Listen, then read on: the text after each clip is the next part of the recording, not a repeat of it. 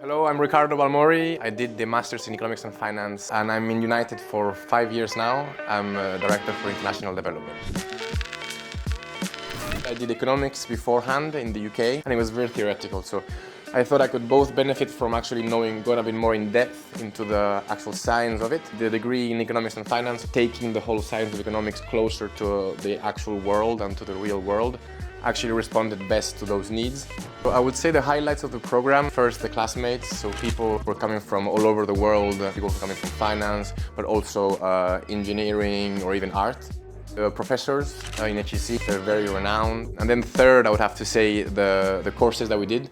Very relevant, as I said, for my case for economics and finance, but also very easy to be applied in the future for my future prospects. I did an internship at the end of my degree, which was actually in Phnom Penh. I found an offer through the career site of HEC of an alumni because he was looking for someone to help him run the business in a day-to-day basis. It allowed me to be exposed to all the different sides of the business and to learn how to run a company from day one.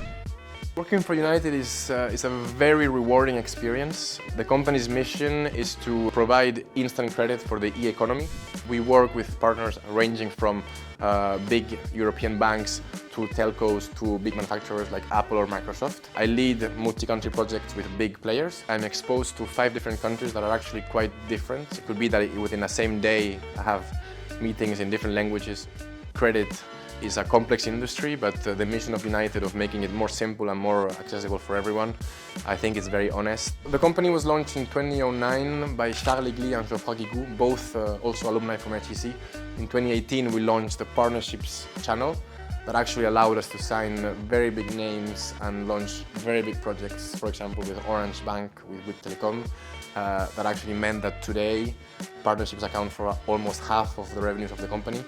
And I think that was a major thing to have into account when the company reached the unicorn status last year as one of the only French fintechs to ever reach that.